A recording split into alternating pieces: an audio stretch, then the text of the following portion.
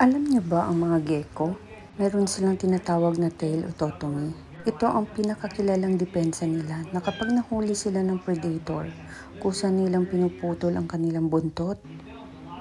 At ang buntot nila ay patuloy na gumagalaw-galaw para ma-distract ang kalaban, habang ang mga gecko ay mabilis na tumatakas.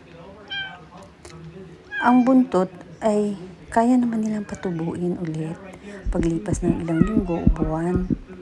Pero grabe, kawawa naman. Ayun, habang chill nga lang akong nanonood ng YouTube, biglang nagkaroon ng live action horror comedy sa kusina namin.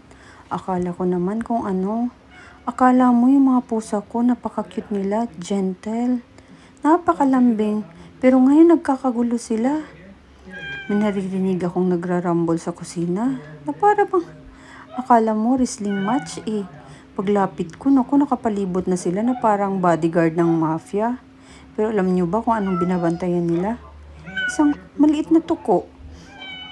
Pero hindi talaga maliit, medyo malaki eh. Natatakot ako. Alam niyo yung naalala ko yung Feng Shui movie ni Chris Aquino. Una nga, di ko agad na-gets kung ano ang nangyari. Akala ko may snack hunt sila o nagre-review ng tile design sa sahig. Pero paglabit ko, boom! May tuko na nagpapanik, parang nag-audition sa Fast and Furious Geeko Drift. Char, patawa naman. Yung mga pusa ko naman, grabe, naka-level up ang aura, mata pa lang nila, parang wala ka nang takas, maliit na nila lang. Binuksan ko ang ilaw at doon ko nga nakita ang tunay na transformation nila. Hunting mode on. Parang may switch na cute cat, ancient jungle predator. Bigla silang mabilis, alert, at parang may tournament na pinaglalabanan. Hindi naman silang mga busog, guys. Wala namang ambisyon sa buhay, kundi matulog at manghingi ng pagkain. Biglang naging professional hunters. Natural instinct daw. Para sa kanila, laro lang to. Parang, uy, new DLC quest, catch the gecko. Uy, anak ko, tumatayo ang balahibo ko. Yung tuko naman kawawa, takbo dito, takbo doon. Parang contestant sa obstacle course na walang finish line. Kada galaw niya, may pusa na, nope, agad atahabol ulit. Tingnan mo si Haru, naku, siya talaga ang active dyan. Pinapalo niya ng claw niya ang ulo nito. Habang nanonood ako, napaisip ako, grabe. Unfair naman ang stats ng laban na to. Grabe talaga, critical hit lagi. Naalala ko tuloy na ang mga tuko pala, may emergency exit plan. Yung tail nga nila, yung i-detach nila, yung tail ototomy na yun, parang built-in destruction skills. Kaya hindi ko na hinintay na umabot pa kami sa ganun. Tapos parang sinasabi na, oh, sige, bahala na kayo sa buntot ko. Yung buntot iiwanan, gumagalaw-galaw na pa raw, parang, hello mga pusa, dito kayo, oh, ako target nyo. Pero kahit cool yung survival skill na yun, parang sakit pa rin isipin.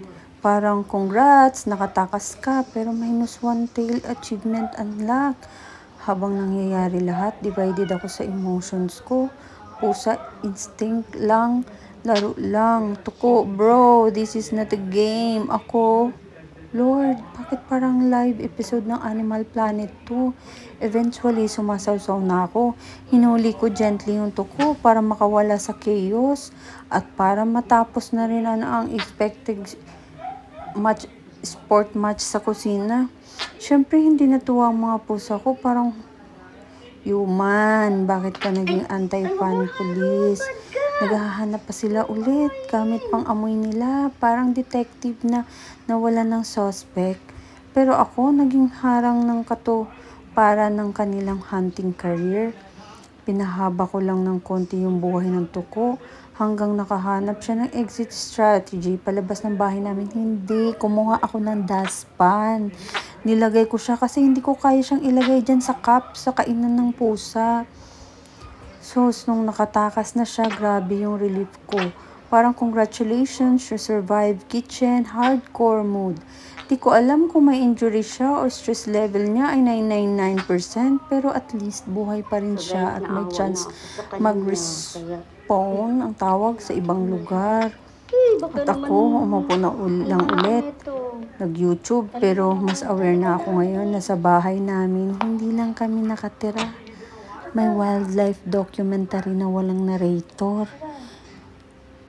Pero alam nyo guys, alam ko nangangagat yung tuko. Tapos pag dumikit yun sa balat mo, meron nga kasabihan, di ba, na kung makakapit parang tuko. Kaya habang hinuhuli ko siya, natatakot talaga ako na baka dikitan ako. Inisip ko takpan ko siya ng pagkain pero baka maputol naman ang buntot niya. Pero hindi ko na pinaabot na maputol pa ang kanyang buntot. Nakakatakot. Hindi lang nakakatakot, nakakaawa pa kamo. Ang ganda pa naman ng kulay niya, tingnan niyo. Pero yung mga alaga ko, tingnan niyo, hinahanap-hanap nila. Diyos ko, naging kontrabida ako sa buhay nila, tingnan mo. Parang yung mga mukha nila, dismayado. Ano ba, mami? Tingnan mo yung tuko, ang laki ng bibig, Diyos ko. Kung yan dumikit sa balat ko, nako, siguro, ewan ko lang, hindi ko ma-describe ang sarili ko kung ano na ang ginagawa ko. Kayo guys, pag ito ba ang na-encounter nyo, anong gagawin nyo? Papakawalan nyo din ba ang tuko o hahayaan nyo na lang?